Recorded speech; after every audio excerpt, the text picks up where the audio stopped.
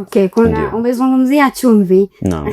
Kuna hawa chakula kina chumvi lakini anachukua ile chumvi mbichi anaongeza. Kumbe hiyo ni hatari kiafya? Ni hatari sana. Kwanza niseme kwamba chumvi ni muhimu katika mwili wa mwanadamu kwa sababu chumvi ina madini yanaitwa sodium. Na madini ya sodium ni muhimu sana katika kudhibiti pressure, katika kudhibiti kiwango cha maji katika mwili. Lakini endapo kiwango cha sodium kikisha zidi, mara nyingi sasa hii ndo tunasema inakuwa shida. Kwa sababu sodium, madini haya ya sodium ina tabia ya kuretain maji katika mishipa ya damu.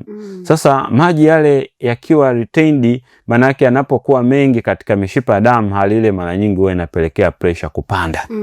Kwa hiyo matumizi ya chumvi nyingi katika chakula, sasa chumvi ya mezani, ni hatari sana kwa afya mwanadamu kwa sababu mtu huyu anakuwa kwenye riski ya kupata ugonjwa huu wa pressure. Okay. Ndio.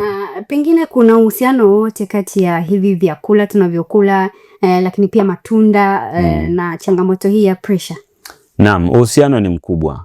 Uhusiano ni mkubwa kama nilivyosema mwanzo, vyakula ambavyo mtu anapendelea kutumia vina mchango mkubwa sana. Tuchukulie mfano vyakula kama vyakula vyenye asili ya mafuta mengi. Okay. Vyakula vya kukaanga.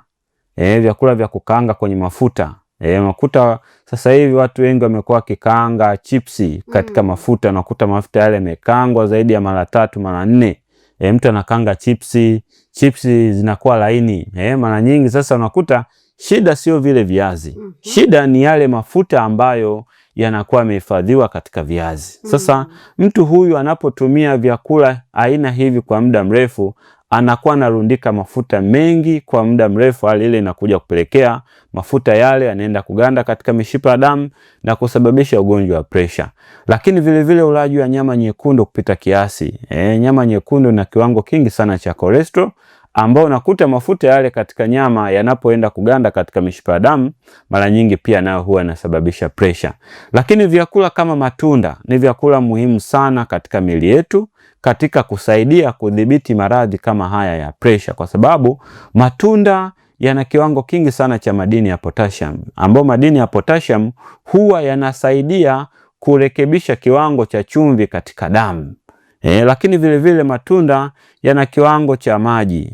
Kiwango cha maji ambao maji yale yanasaidia katika mzunguko wa damu iweze kuzunguka vizuri. Kwa hiyo matunda ni muhimu sana. Kwa hiyo badala ya kutumia sana kuwekeza nguvu kubwa kutumia vyakula vyenye mafuta mengi, vyakula vya kukaanga, nguvu ile ikienda kwenye matunda pamoja na mboga za majani, mtu huyu atakuwa na afya njema zaidi kuliko huyu anayetumia vyakula vya kukaanga na vyakula vya viwandani.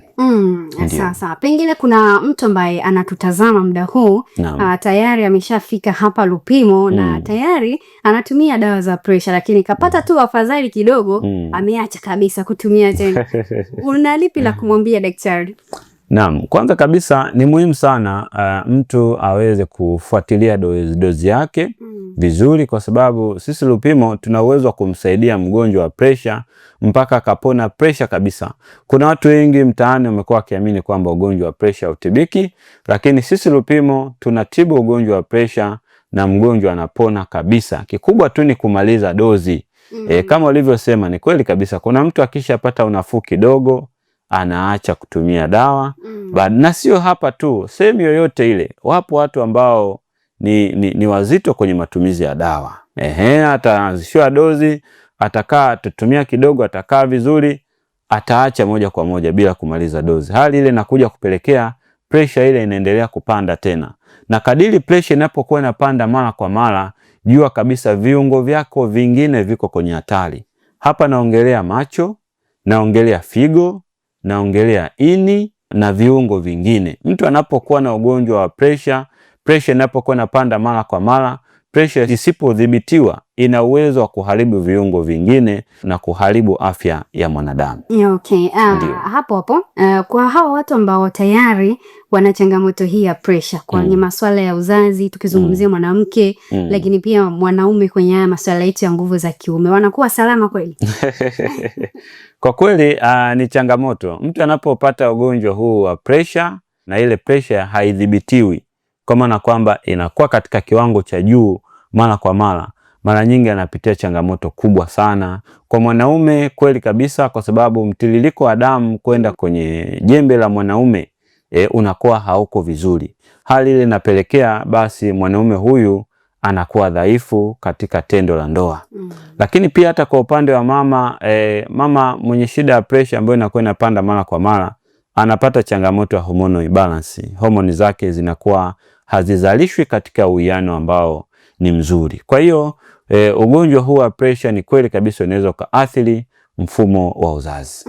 Naam. Na watu wengi wanaamini kwamba daktari, tatizo hili la pressure ni la wale watu ambao tayari wana pesa, wana maisha mazuri. Lakini pia wale vibonge, wale wenye miili mikubwa. Lakini sisi wembamba, pressure. Unanipi la kuambia? Ugonjwa huu wa pressure unaweza kumpata mtu yoyote. Haijalishi wewe una uwezo mkubwa au hauna uwezo.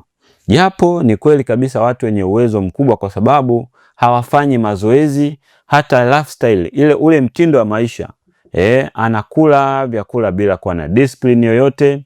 Akienda kazini anaenda na gari, akirudi ana gari, ofisini anashinda amekaa. Ule mtindo wa maisha, mtu anapokuwa na uwezo mkubwa wa kifedha yupo kwenye hatari zaidi kuliko huyu mtu ambaye ana uwezo mdogo. Japo haimaanishi kwamba huyu mwenye uwezo mdogo wa kiuchumi hawezi kupata ugonjwa wa pressure.